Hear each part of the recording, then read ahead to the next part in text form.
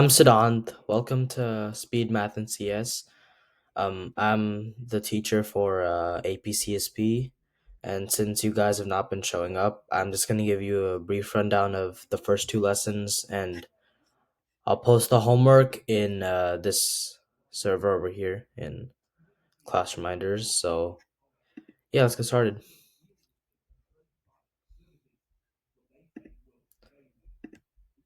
So, our first lesson is on binary and decimal numbers. This is part of Unit 1 for APCSP, which is digital information. So let's first talk about how computers represent data. So computers, they represent data differently compared to humans. They use binary numbers instead of words and numbers and other regular numbers.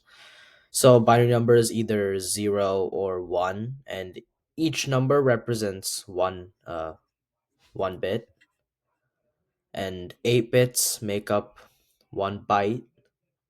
And binary numbers, all we need to know is that they use a base 2 system, meaning each number represents a power of 2. Starting from 2 to the power of 0 is 1, 2 to the power of 1 is 2, 2 to the power of 2 is 4, and so on from the right side to the left side, which we will cover on our next slide. So computers use binary numbers to represent information such as text, numbers, colors, pictures, and so many other things. So now the one of the biggest skills for CSP is uh to convert binary to decimal numbers and vice versa. So gonna give a demo here on how to do it. So over here we have a full byte. So 8 bits, 1, 2, 3, 4, 5, 6, 7, 8. So first thing we need to see is we know that since it's base 2, it's going to be a power, everything's going to be like a power of 2. So 2 to the power of 0 is 1, 2 to the power of 1 is 2, 2 to the power of 2 is 4, 2 to the power of 3 is 8, 2 to the power of 4 is 16, and so on.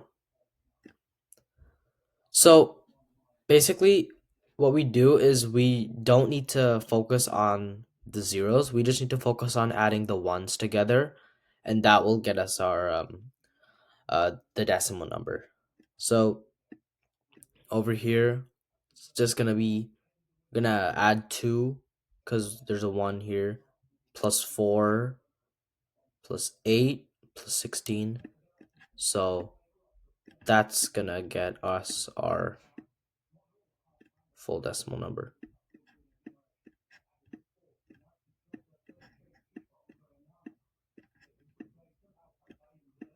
And this is gonna be 30.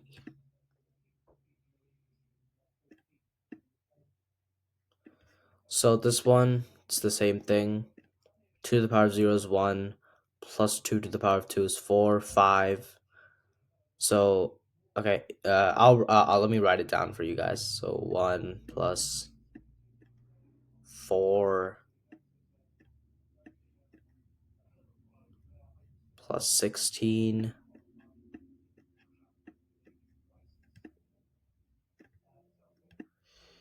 um plus 64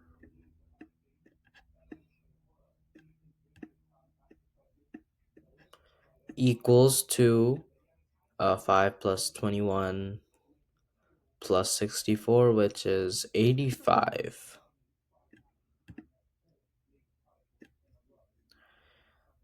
For this one, it's basically the same thing. So 2 to the power of 0 is 1. So 1 plus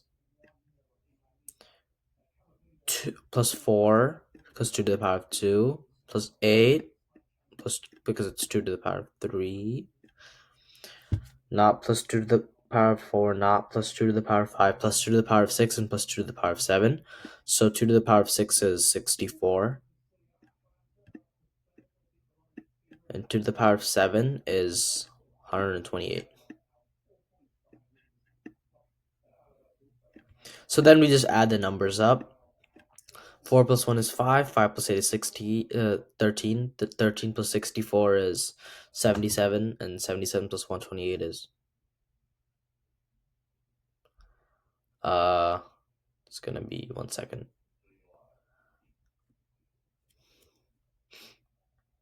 205.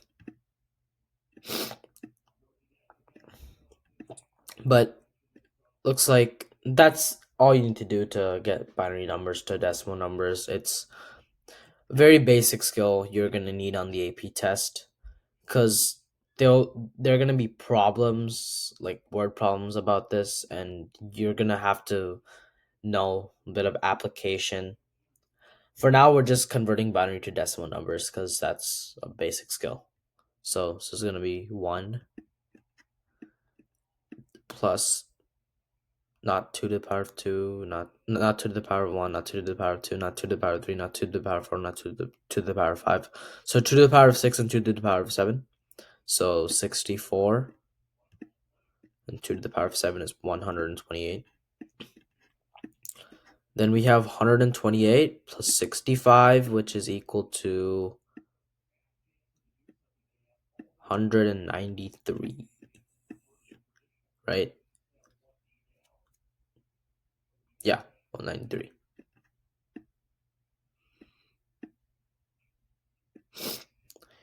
Yeah, so then it's basically the same thing. So plus 2 plus 4 plus 8 plus 16 plus 128. So 2 plus 4 plus 8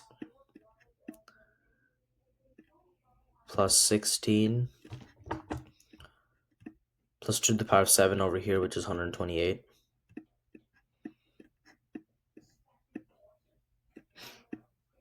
Which is equal to 2 plus 4 is 6 plus 8 14 plus 16 30, so 158.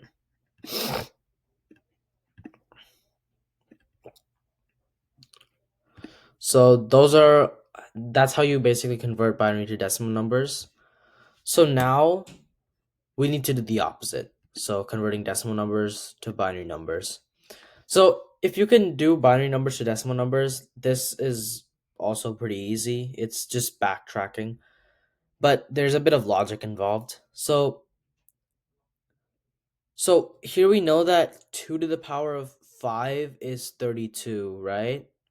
And then you're going to have this 1 here representing 2 to the power of 5, which is 32.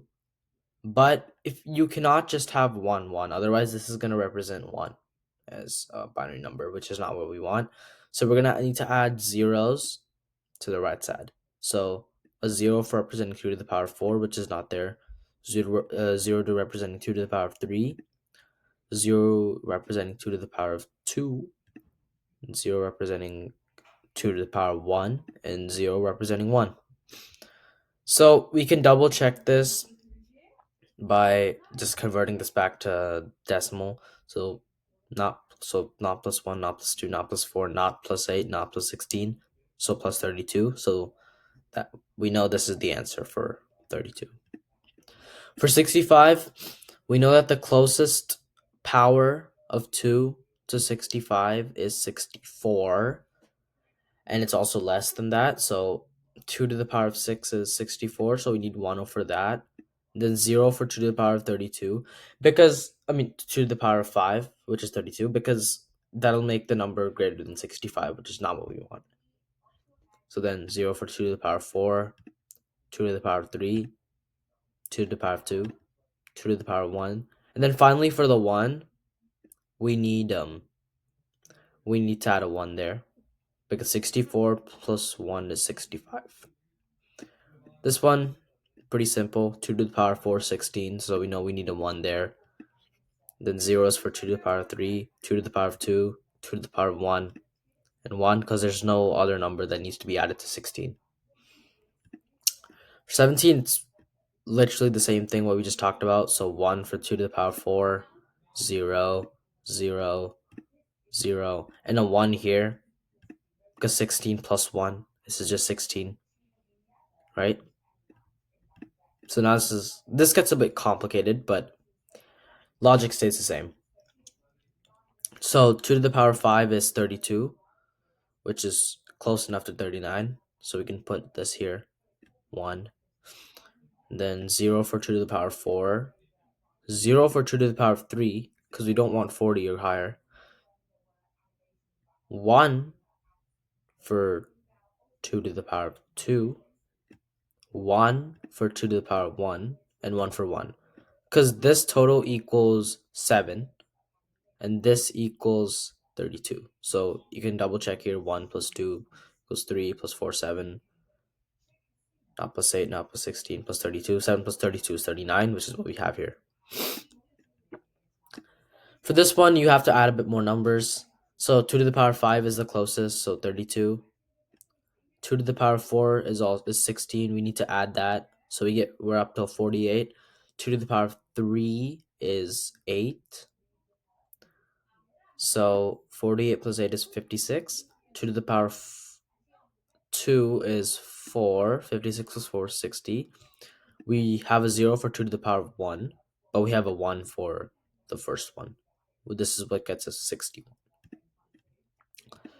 Now for this one, 2 to the power of 6 is the closest, which is 64. 0 for 2 to the power of 32. 0 for 2 to the power of 16. 1 for 2 to the power of 8, 3, which gets us to what, 72. And 1 for 2 to the power of 2, which is 4, so 76. 1 for 2 to the power of 1, which is 2, which already gets us 78, so we can just add a 0 over here. So for 200, 2 to the power of 7 is the closest, which is 128, so we need 1 for that. 1 for 2 to the power of 64, which gets us to, 128 plus 64 is equal to 192, so we need that. So, and then 2 to the power of 5 we do not need. 2 to the power of 4 we do not need. 2 to the power of 3 we'll get is 8, so 192 plus 8 is 200. Then we have zeros here. For 2 to the power of 4, 2 to the power of 2, and 1. So just, you can double check this. I'm just going to do it to show you guys. So 1 is not included, 2 is not included, 4 is not included. So we can just cross these out. 8 is included, 16 is not included, 32 is not included, 64 and 128 are both included. So 128 plus 64 plus 8, 128 plus 72 is equal to 200, which is what we have here. So hopefully that makes sense to you. If you want, I'll be around. If you have any questions, just DM me on Discord. Just hashtag me or something. Just let me know if you have any questions, and I can give you some resources.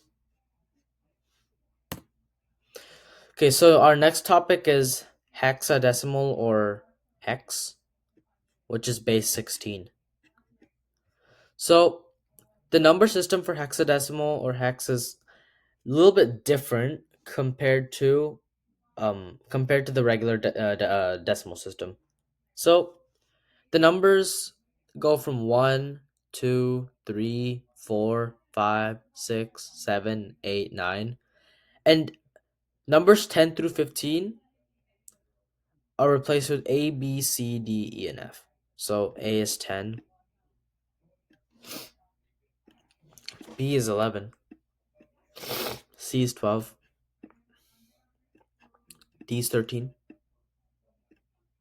E is 14, F is 15. So this is used typically for setting RGB values. This is just common vocab you should be familiar with for the AP test. So RGB stands for red, green, blue, for you guys that are curious.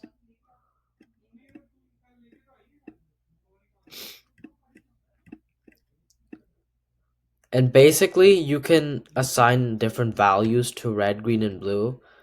And every color basically is set based on red, green, and blue, like the amount of red, the amount of green, the amount of blue. So you can use, so computers use this to determine the color for like specific part of the screen. But more on that later. So examples of hex numbers are 2A, 3F, 4D. And to convert this to a decimal, it's pretty simple. It says here the first number needs to be multiplied by 16. So let's take 2A for example.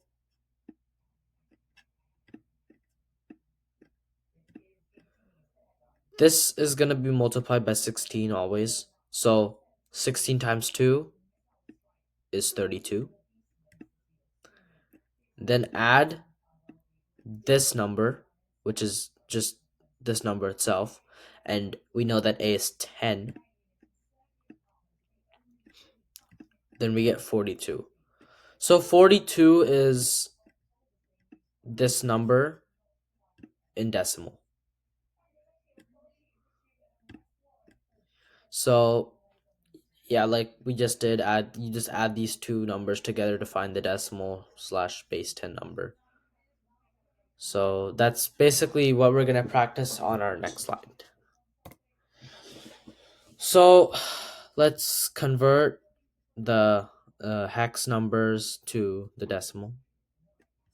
So we just did this. So it's gonna be 42.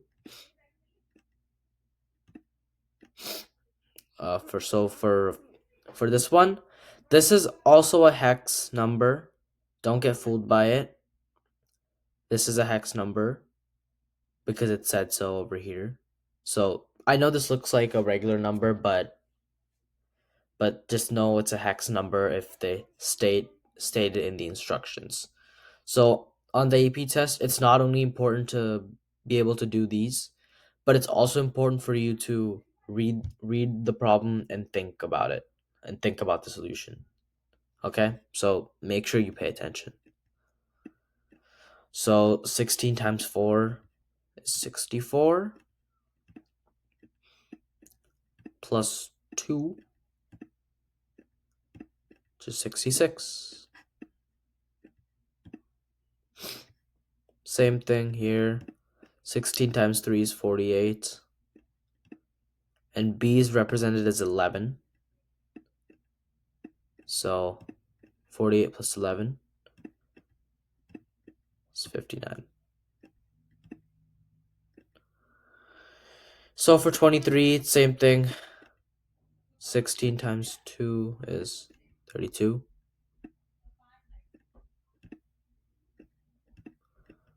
Plus 3, which gets us to 35. 5E, E represents 14. Uh,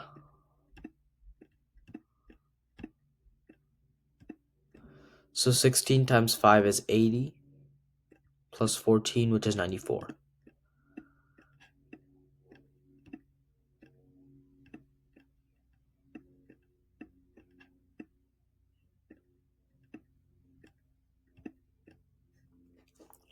So that's how you convert hex to decimal.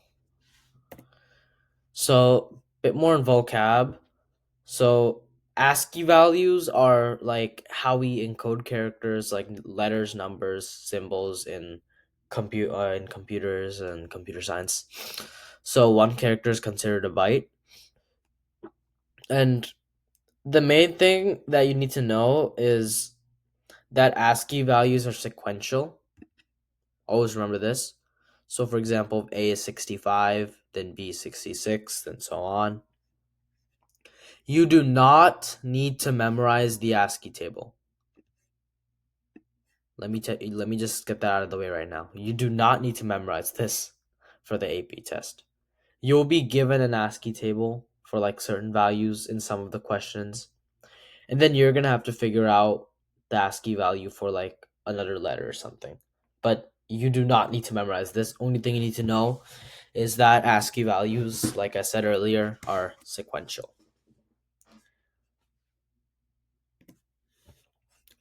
Okay, so here's some more vocab terms. So sometimes when we try to represent data on computers, we often run into errors such as overflow and round off error because the computer cannot represent the data properly to the best of its ability.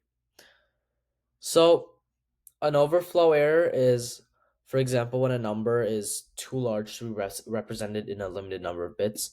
So, for example, let's say we're trying to represent the number 200 with 3 bits. If we try to put 1 in each of them, we're gonna get we're just gonna get 7 as our maximum. So this would be considered an overflow error. This is just an example of an overflow error.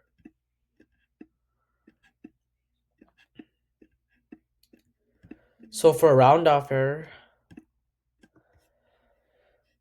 we it's when a number is too precise to be represented exactly. We can let's take 1/3 for an example. So oftentimes we know that we represent it as like 0.333, so basically zero point 0.3 repeating. But there's no literally exact value that the computer can represent. So that's when a round off error can occur because the computer cannot represent zero point 0.3 properly on like it's like the computer cannot represent that. It's a bit difficult. That's why we get these type of errors. Okay, like I said earlier, we didn't cover since we missed last class, I'm gonna cover 2 lessons for you guys. So we're gonna talk about abstraction and compression.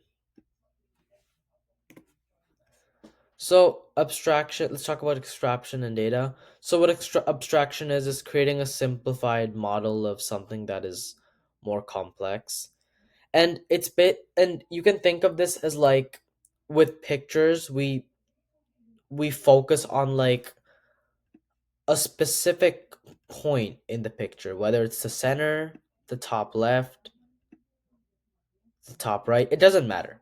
It's just focusing on something, making something a little bit less complicated. So, like I said, it's a method of hiding complexity, making it easier to understand a complicated system by covering up details that don't matter for the big picture, like this picture. So here are some more terms. So analog data, so data with values that change smoothly or continuously.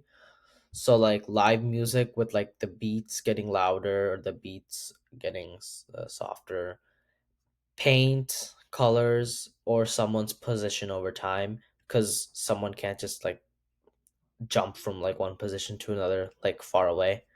So easier way to remember this is like is sorry. So an easier way for you to remember this is you can think of it like a slider,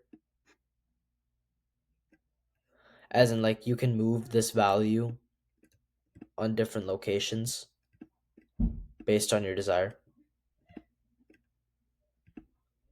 So this would be continuous data. And digital data is discrete data. So it changes through like a finite set of possible values. And computers can only represent them in binary form. And one key thing to remember is analog data must be converted to digital data to store or work with on a computer. So like an RGB color, basically. Because RGB is analog, analog data. You can change the color to like infinite set of values.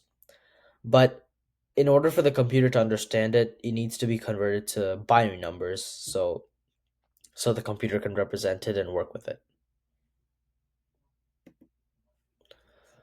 Another keyword, sampling. So sampling is how we convert analog data to digital data through intervals, which are called samples. And here's an example. So if you have a digital painting, like for example, creating a digital painting from or like having a recorded CD in like the memory. Basically, that's how we're converting like analog data to digital data through samples. So now let's talk a bit about file compression. So there are two types of file compression: lossless compression and lossy compression. So lossless compression is basically reducing the number of bits of something without losing any information. So it's basically quality over quantity while still reducing the amount of bits in the file. And a very important note, this process is reversible. So for example, if you delete something, you can always add it back. So this is used for like most important information like text, high quality images, and important documents that you need information for. And lossy compression is basically the opposite. So less quantity, I mean more quantity, more about quantity and less about quality. So reducing the number of bits of something while actually losing information. Lossless compression, you don't really lose any like important information. I mean lossless for lossy, you lose a lot of information. So like I said, quantity over quality. And this process is not reversible. So you can think of this as like video games like Minecraft, for example, where like if you delete like if you like take something out of your inventory and delete it, you don't really need it back, right? So that's basically lossy compression, where you can where you can where some data loss is accepted. In other cases with important documents, you can't afford to lose even a bit of data. Other examples include like texting with abbreviations and video calls. So,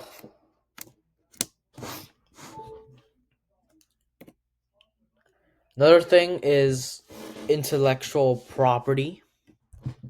So, it's basically a work or invention that's the result of creativity, like a piece of writing or a design. You can think of it as like an album made by an artist. And basically, they have rights for which one may apply for like a patent, copyright, trademark. So basically, they the owner of the intellectual property can choose how to share their work.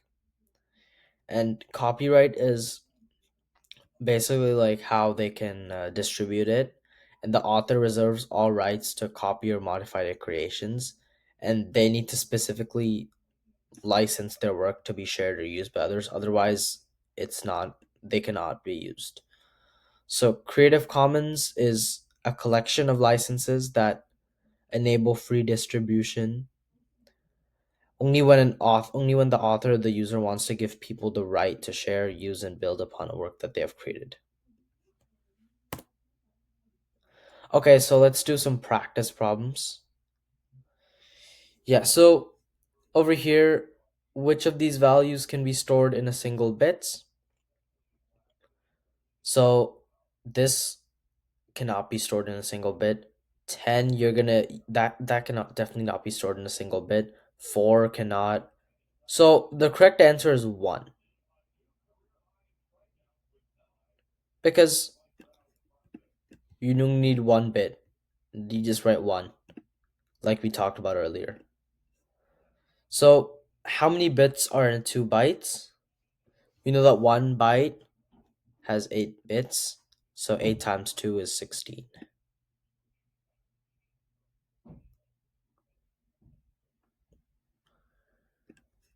So for this one, let's see how many bytes long is this binary sequence. So we need to count the number of bits here. So 1, 2, 3, 4, 5, 6, 7, 8. That's 1 byte. 9, 10, 11, 12, 13, 14, 15, 16. That's 2 bytes. 17, 18, 19, 20, 21, 22, 23, 24. That's 3 bytes. 25, 26, 27, 28, 29, 30, 31, 32. It's 3 bytes. 33, 34, 35, 36, 37, 38, 39, 40.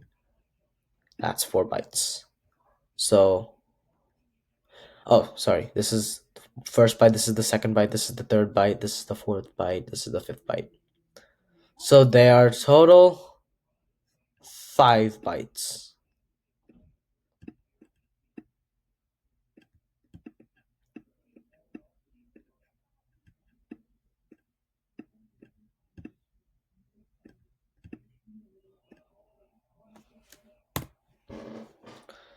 Okay, so now that's basically what we've done. That's basically the first two lessons. So come to me with any questions, ask me anything. Um so I'll be sending out the homework link and just do that to the best of your ability. I believe the homework is going to be bunch of binary and hex problems. And and just know that I'm here to clarify any misunderstandings to help you get ready for the AP exam. I want you guys to be successful on this test. I want you all to be able to get a 5. So if you have any concerns, please stop me and yeah, please ask me for help. I'm here for a reason. But that's basically it for today. So I'll be posting the homework over here. And yeah, thank you. I'll see you next time.